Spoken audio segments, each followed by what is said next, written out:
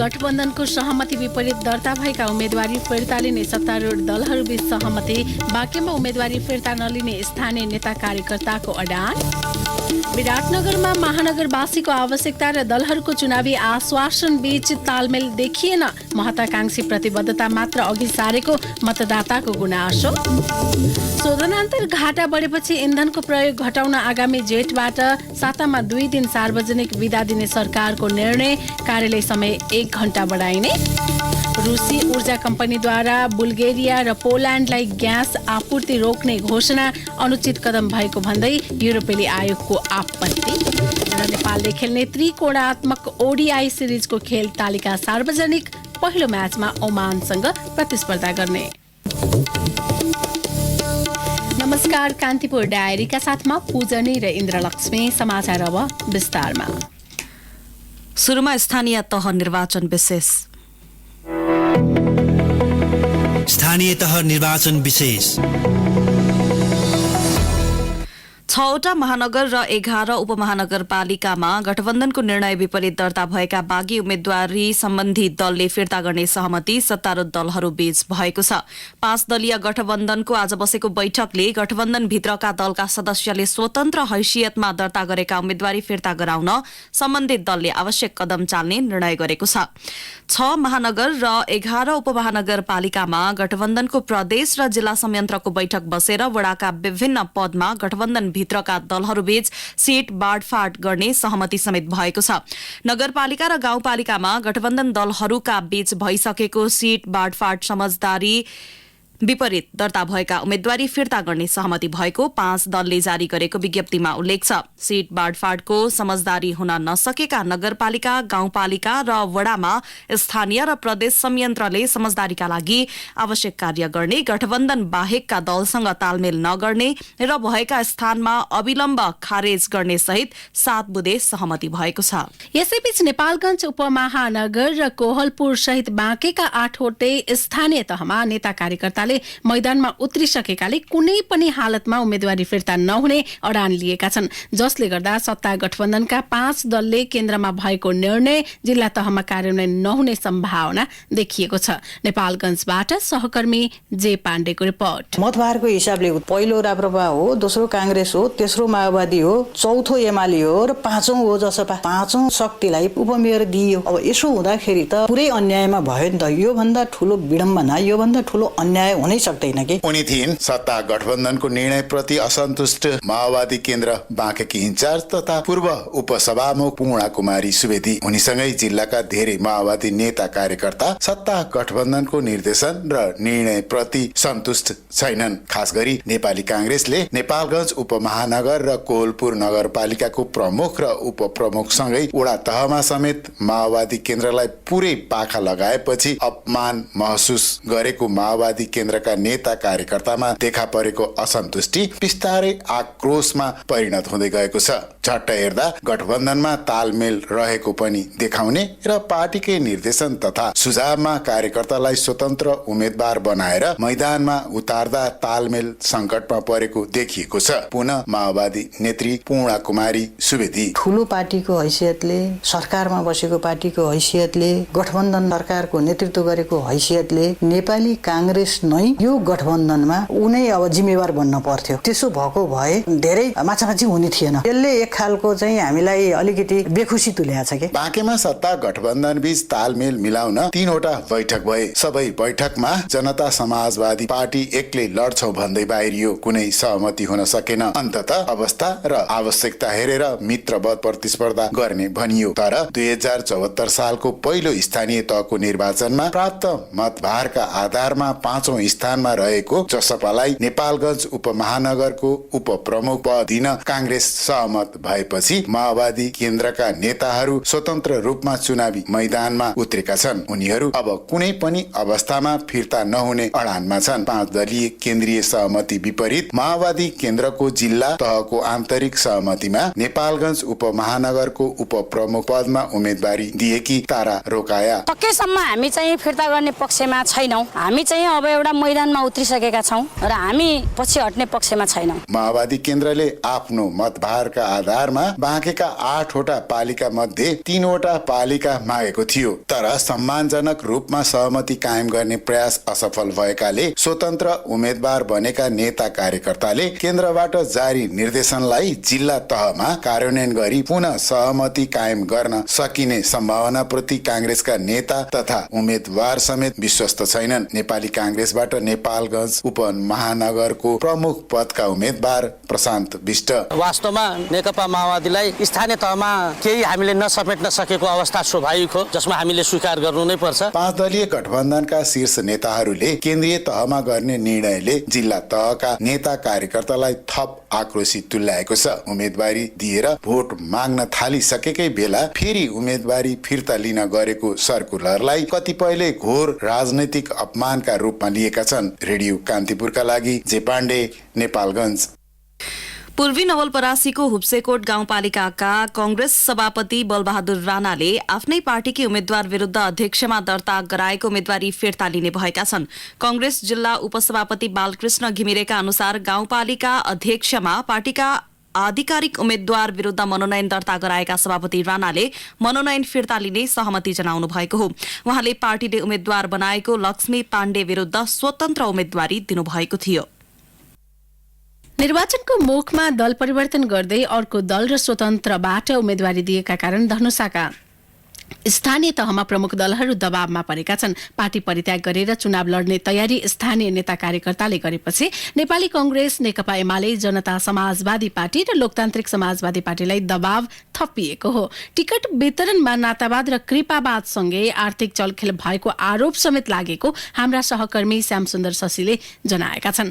उम्मेदवारीका लागि सम्बन्धित समितिहरूले मापदण्ड तोके पनि टिकट वितरणमा शीर्ष नेता तथा निकट नेता कार्यकर्ताले मनोमानी गरेको असन्तुष्ट पक्षका नेताहरूले गुनासो गरेका छन्। धनुषाका जनता समाजवादी पार्टी हंसपुर नगर समितिका अध्यक्ष रामनारायण काब्रेले उम्मेद्वार चयनमा चरम लापरवाही र चलखेल भएको दुखेसो गर्नुभयो। धनुषामा सबैभन्दा बढी असन्तुष्टि कांग्रेसभित्र देखिएको छ। सत्ता गठबन्धनको निर्णय अनुसार जनकपुर धाम उपमहानगरको मेयर पद जनता समाजवादी पार्टीको भागमा परेपछि कांग्रेस नगर समितिमा चर्को विवाद भएको हो। कांग्रेस नगर समितिका सभापति मनोज शाहले नै पार्टी परित्याग गर्दै मेयर पदमा स्वतन्त्र उम्मेदवारी दिनुभएको छ। उपमेयरको टिकट नपाएकी कांग्रेस नेत्री किशोरी शाहले पार्टी परित्याग गरी एमालेबाट उपमेयरको उम्मेद्वार बन्नु भएको छ। कांग्रेस नेता निर्मल कुमार चौधरीले उपमेयर पदमा स्वतन्त्र उम्मेदवारी दिनुभएको छ। यसैबीच स्थानीय तह निर्वाचनमा गठबन्धनसँग सीट बाँडफाँडलाई लिएर नेपाली कांग्रेसको संस्थापनेतर पक्षले असन्तुष्टि जनाएको छ। नेता शेखर कोइरालाले आज एक विज्ञप्ति जारी गर्दै स्थानीय तहको निर्वाचनमा टिकट वितरणमा नेतृत्वको ध्यानाकर्षण गराए पनि बेवास्ता गरिएको बताउनु भएको छ। राज्य र पार्टी संयन्त्र दुरूपयोग गरी धेरै नेता कार्यकर्ताको राजनीतिक यात्रा नै समाप्त पार्ने षड्यन्त्र भएको आरोप नेता कोइरालाले लगाउनु भएको छ। नेता कोइरालाले टिकट वितरण प्रक्रियामा उम्मेद्वारको मापदण्डमाथि समेत प्रश्न गर्नुभएको छ। कान्तिपुर डायरीमा अब ब्रेकको पालो। ब्रेकपछि अब बाँकी प्रसंग। स्थानीय तहको निर्वाचन संघारमै आइपुग्दा यो वर्ष भने खासै रौनक र उत्साह नदेखिएको बाँकेको नेपालगञ्जका स्थानीयले बताएका छन्। संघीयतापछिको पहिलो निर्वाचनमा ठूलो अपेक्षा र भरोसाका साथ मतदान गरेका स्थानीय सो अनुसारको काम हुन नसकेपछि भने यो पालि खासै उत्साही देखिँदैनन्। चलचित्र चल्न र चुनाव जित्न माहौल राम्रो बनाउनु पर्छ भनिन्छ। जुन चलचित्रले इनिसियल डेबाटै राम्रो कमाई गर्छ त्यही लामो समयसम्म चल्छ। अहिले स्थानीय तहको चुनाव सम्मुखमा हुँदा समेत आम जनमानसमा उति साह्रो उत्साह छैन। बाँकेको नेपालगञ्जमा पनि अवस्था उस्तै छ। खजुरा गाउँपालिकाकी यशोदा गुरुङले अहिलेसम्म देखेको निरस चुनाव हो यो। अहिलेको चुनाव आएको जस्तो लागेको छैन। खै अब स्थानीय सरकारको चुनाव भएर हो केले हो, अब त्यो पम्पलेटहरू लिएर अनि घर घरमा टाँस्ने चार्टमा अनि त्यो चार्ट पेपरहरूमा लिएर अनि त्यो चिन्हहरू बनाएर यो फलानु फलानु भनेर जे छ चिन्ह चुनाव चिन्हहरू त्यो बनाएर आएर यसमा लगाउनुहोस् भनेर भन्न आउनु भएको छैन। के अरे 74 सालमा चाहिँ सबै पार्टीको भनौँ न चहल पहल धेरै थियो। त्यसो त सबै उम्मेद्वारले चुनावको प्रचार अन्तिम समयमा गर्ने गर्छन्। त्यसअघि बागी उम्मेद्वार व्यवस्थापन र दलका कार्यकर्ताको साथ खोज्दैमा समय बित्छ। उम्मेद्वारको अन्तिम नामावली सार्वजनिक भएपछि मात्रै घर दैलो गर्ने चलनले पनि अहिले नेपालगञ्ज महाराजगञ्जमा मौसमी गर्मी जति चुनावी सरगर्मी बन्न नसकेको हो स्थानीय पार्वती भट्ट। पहिला जस्तो चहल पहल त खै त्यस्तो लागेन के अहिलेसम्म। मान्छेले यताउता उठ्ने पनि बाहिर यस्तो हिँड्ने गर्ने गरेको छैनन्। भोटसोट माग्न अहिलेसम्म आएको छैनन् के घर दैलो कार्यक्रम हुन्थ्यो नि पहिला, त्यस्तो भएको छैन अहिले। तर आफै राजनीतिक रूपमा सचेत र सतर्क रहेका मतदाताको भनाई बेग्लै छ। स्थानीय चुनावमा पार्टी र नातागोता भन्दा पनि आफ्नो ठाउँलाई बुझेको र विकास गर्न सक्ने ल्याकत भएका व्यक्तिलाई मत दिने राधिका खत्री बताउँछिन्। सबले मै भनेका खान एक निस्केका खान यहाँ जुन व्यक्तिले पहिलेदेखि गरिआएको थियो, योगदान दिएको थियो पार्टीमा, त्यस्तो व्यक्तिहरूको मूल्याङ्कन छैन। यहाँ पावर र बल ताकत जसको छ त्यसको मात्रै छ। यहाँ स्थानीय चुनावको व्यक्ति हेरेर भोट हालिन्छ। म स्थानीय तहमा सबै जस्तो समुदायहरूले व्यक्ति हेरेर नै भोट दिन्छन्। निर्वाचन आयोगले चुनाव भड्किलो नहोस् भनेर दल र उम्मेद्वारलाई आचार संहिताले कसेपछि पोस्टर, पम्पलेटिङ र भित्ते लेखन कम भएको छ। त्यसले गर्दा पनि चुनावको माहौल नबने जस्तो प्रतीत भएको छ। अझ आयोग आफैले मतदाता शिक्षाको एउटा पाटोमा पर्ने घर दैलो कार्यक्रम नै सञ्चालन नगरेपछि वर्षौं तडक भडक युक्त चुनाव हेर्दै आएकाहरूका लागि चुनाव फिका र खल्लो लाग्नु स्वाभाविक हो। बाँकेकी हिमा बुढा त्यस्तै तडक भडक युक्त चुनाव हेर्दै हुर्किएकी हुन्, जसलाई अहिलेको चुनाव बारे त्यति चासो पलाएको छैन। के भन्न आएन नि खै किन केही आएनन्। चुनाव त छ गरे भन्छन्, हामीलाई थाहा छैन। प्रचार केही गरे छैन भन्छ। पहिला त प्रचार गर्ने भन्छ यस्तो चुनाव भन्ने भोट हाल्यो भने गाडी मोटर लग्ने गर्थ्यो नि, अहिले छैन क्या। चुनाव आइसकेको थाहा छैन। स्थानीय तहमा यसअघि निर्वाचित जनप्रतिनिधिहरूको क्रियाकलापका कारण पनि चुनावी माहौल बन्न नसकेको नेपालगञ्जका पत्रकार झलक गैरे बताउँछन्।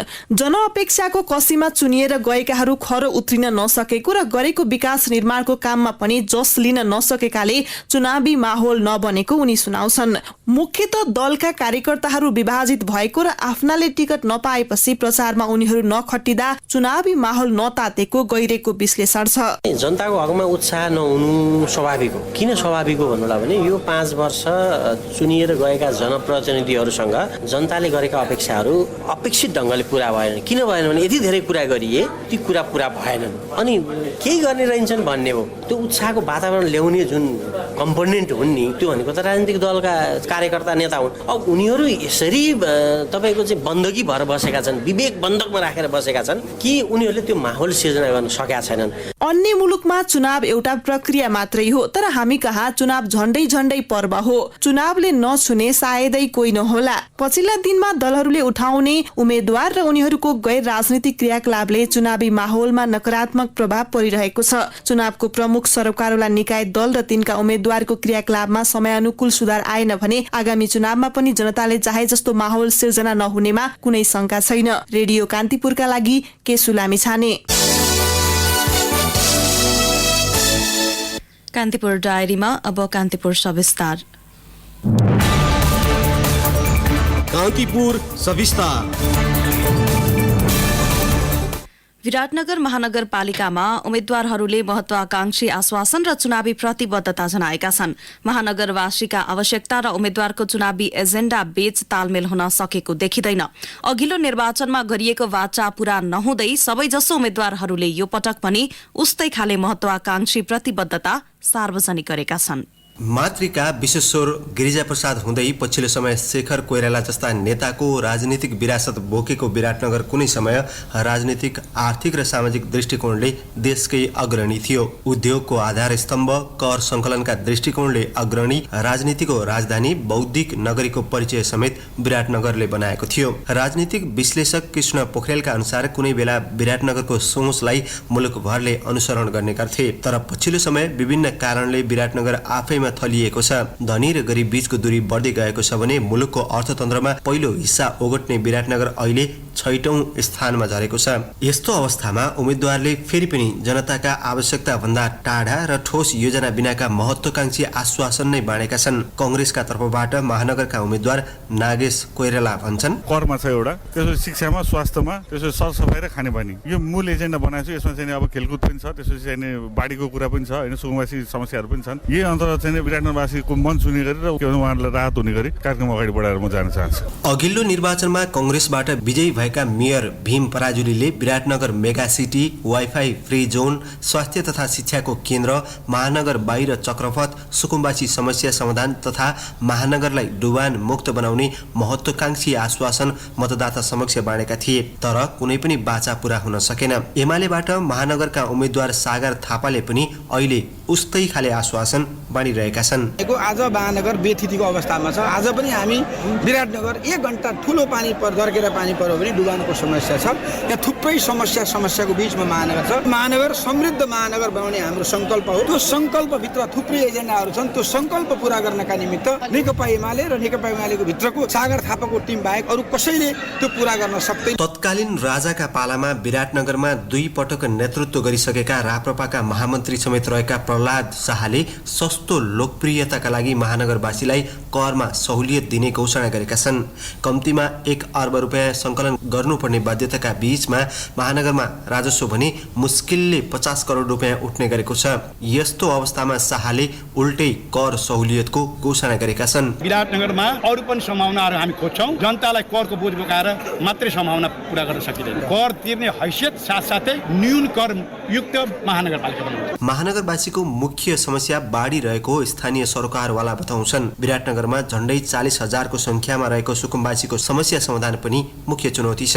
यस्तै शिक्षा र स्वास्थ्यमा न्यून वर्गका सर्वसाधारणको पहुँच र रोजगारी सृजना पनि चुनौतीका रूपमा देखा परेको बताउँछन् राजनीतिक विश्लेषक कृष्ण पोखरेल। बिमा छ तर हस्पिटलमा औषधि पाइँदैन। उनीहरू सिधै कहाँ जान्छ भने सरकारीले हुँदैन भन्छ, प्राइभेटमा जान्छ अनि त्यहाँ बन्धक भएर बस्नुपर्ने अवस्था छ तल्लो तहको नागरिकको लागि। शिक्षाको पहुँचमा पुर्याउनु पर्यो। सकि नसकी त्यो बोर्डिङमै त्यो टाई लगाएर जाने 1 डाडु भात 2 डाडु दाल भन्ने अङ्ग्रेजी 1 डाडु 2 डाडु भनिदियो भने दङ्ग पर्नुपर्ने त्यो खालको अवस्था छ। तल्लो तहको लागि चाहिँ काम गर्नेहरू छ, उनीहरूले त्यो ठेकेदारबाट ठगिएको छ, उचित पारिश्रमिक पाउँदैन। धेरै जसो बस्ती सुकुम्बासी त्यो आएर खोलाको तिरमा बसेको छ नि त, बाढी आयो भने पोका पुन्तरा लिएर स्कुलमा जानुपर्छ। विराटनगरमा सम्भ्रान्त पुँजीपति मध्यम र न्यून वर्गका महानगरवासी छन्, तर महानगरमा सम्भ्रान्त वर्गका चिल्ला गाडी गुड्न चिल्लो सडकमा मात्रै बजेट खर्चिँदै आएको अधिकांशको गुनासो छ। जहाँ राजनीतिक नेतृत्वले यो पालिको चुनावमा पनि उस्तै खाले योजना सार्वजनिक गरेका छन्। महानगरका सबै नागरिकको आवश्यकता पूरा गरी विराटनगरको साख फर्काउने गरी उम्मेद्वारले योजना ल्याउनु पर्ने सरोकारवाला बताउँछन्। रेडियो कान्तिपुरका लागि देवनारायण शाहका साथमा अनिल परियार, विराटनगर, मोरङ। कान्तिपुर सविस्तार।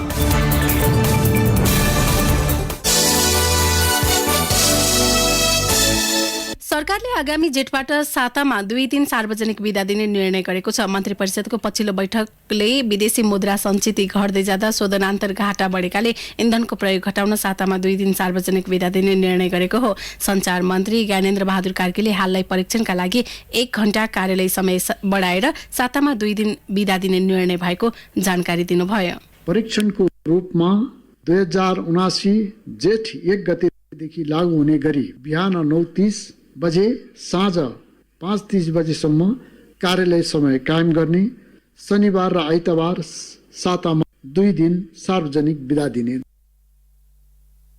मन्त्री परिषदले भारतको नयाँ दिल्लीमा हुने रायसीना डायलगमा राष्ट्रिय योजना आयोगका उपाध्यक्ष विश्व पौडेललाई सहभागिताका लागि स्वीकृति दिने निर्णय गरेको छ। त्यस्तै बैठकले सशस्त्र प्रहरी अतिरिक्त महानिरीक्षक पदमा डीआईजी राजु अर्याललाई बढुवा गर्ने निर्णय गरेको छ।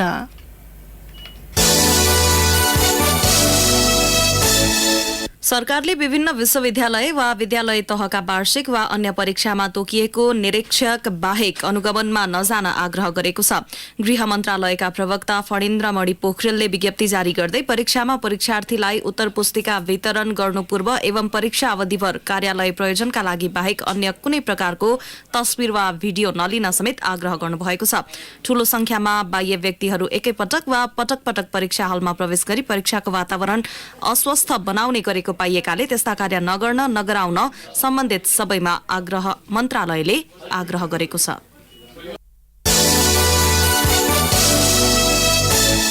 नेपालले अर्को महिना बेलायतको लन्डनमा हुने एजुकेसन वर्ल्ड फोरममा सहभागिता जनाउने भएको छ। मे 22 देखि 25 सम्म हुने फोरममा शिक्षा विज्ञान तथा प्रविधि मन्त्री देवेन्द्र पौड्याल नेतृत्वको टोली सहभागी हुने सरकारले जनाएको हो। मन्त्री परिषद बैठकले बेलायत जाने नेपाली टोलीको भ्रमणलाई स्वीकृत गरेको सञ्चार मन्त्री ज्ञानेन्द्र बहादुर कार्कीले जानकारी दिनुभयो।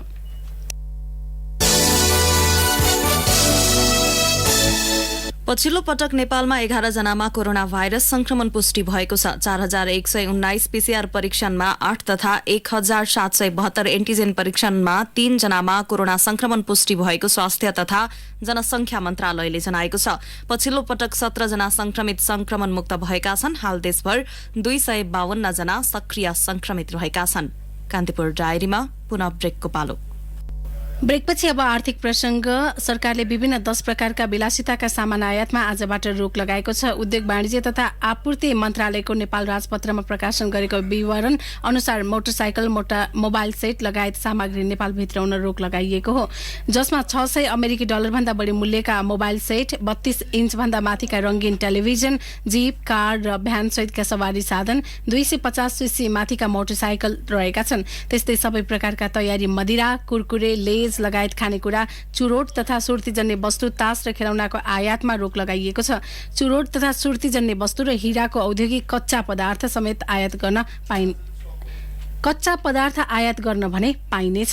मन्त्रालयले नेपाल स्थित कूटनीतिक नियोगले आफ्नै प्रयोजनका लागि भने यी सामग्रीहरू ल्याउन सक्ने जनाएको छ। त्यस्तै हिजोसम्म ब्याङ्किङ प्रक्रिया पूरा गरिसकेका वस्तुहरू भने आयात गर्न पाइनेछ। उच्च आयातका कारण कुल विदेशी विनिमय सञ्चितमा दबाव पर्दै गएपछि सरकारले आयातमा कडाई गरेको हो।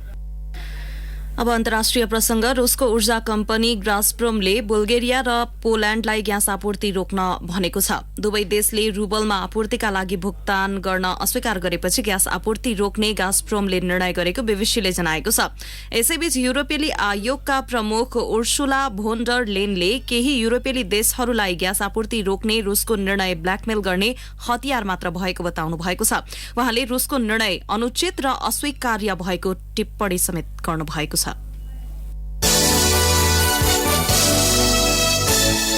अब खेल प्रसंग। अन्तर्राष्ट्रिय क्रिकेट परिषद आईसीसीले नेपाल, अमेरिका र ओमान बीचको त्रिकोणात्मक ओडीआई सिरिजको खेल तालिका सार्वजनिक गरेको छ।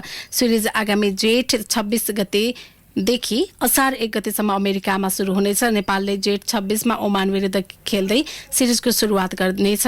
यस्तै जेठ 28 मा अमेरिका, जेठ 31 मा पुनः ओमानसँग प्रतिस्पर्धा गर्नेछ।